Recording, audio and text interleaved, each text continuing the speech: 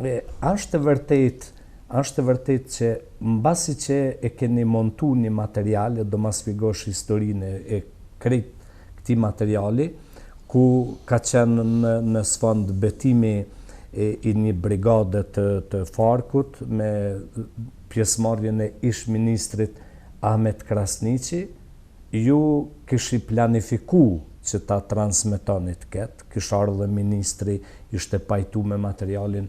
Është e vërtet që ju ka thirrë bujar Bukushi dhe ju ka thonë mos e transmetoni? Në atë kohë ekzistonte edhe Farku, ekzistonte edhe Ushtria Shkrimtare e Kosovës. Përplasjet pak a shumë dihen, mosmarrveshjet dihen, përpjekjet për të bashkuar gjithashtu dihen dhe dihen edhe dështimet në këtë vazhd. Unë kisha një informacion dhe më ishte kërkuar që të nisja për në Tropoj një ekip, një grup gjirimi për ta regjistruar momentin e betimit të brigadës XY, tash nuk më kujtohet, por ku do t'jetë i pranishëm edhe ministri i Ministrisë së Mbrojtjes, kështu quhesh, të forcave të armatosura të Republikës së Kosovës, indjeri Ahmet Krasniqi.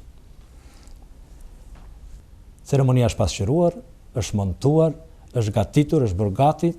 Ministri ka shfaqur dëshirën që ta shikonte para se të transmetojë, ishte caktuar dhe dita e transmetimit, ka qenë muaji qershor, 98. Erdhi me dikun 20 veta, që e rrëthonin si trup roja, të gjithë të kollarisur, të veshur bukur. Ky ishte pak më modest, jo me uniform, ishte edhe ky në veshje civile. E pa materialin.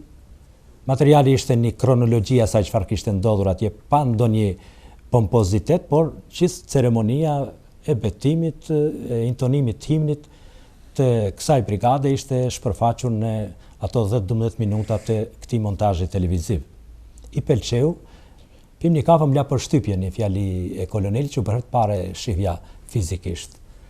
Tha, ajo që e pam, sa ishte shumë e bukur, kuptimin vizual të fjales, por unë si ushtarak tha do dojt isha në Kosovë. E ndezi cigaren dhe me kaq që përfundoi fabulin e tij. Më la për shtypje.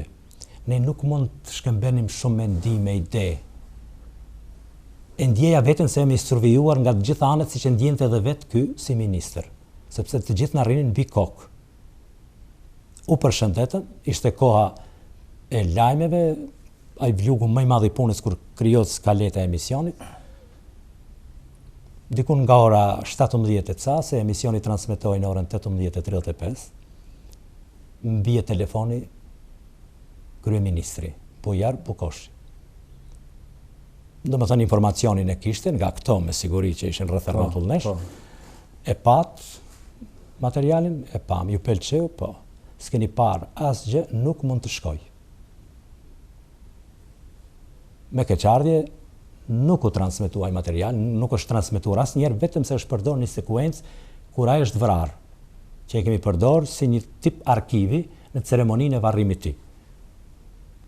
Me merr ministri dikun rreth orës 19:30 minuta kur unë po përgatisja një blok kondenzuar lajmesh për gjithçka që kishte ndodhur gjatë ditës në Kosovë për ta transmetuar edhe në edicionin qendror të lajmeve të televizionit shqiptar.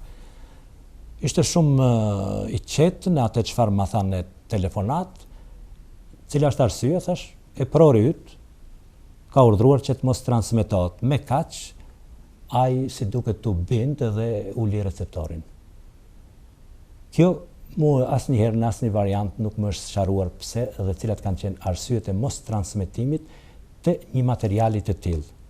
Kush ka mundur të ndikojë, cilin nga këta 20 e sa veta që silleshin rreth rrotull ka punuar ose ka qenë në shërbim të tretëve, që ka mundur të ndikojë dhe të interferojë në mënyrë të tërthortë edhe te kryeministri i vendit, këto janë çështje dhe dilema që koha do t'i sqarojë.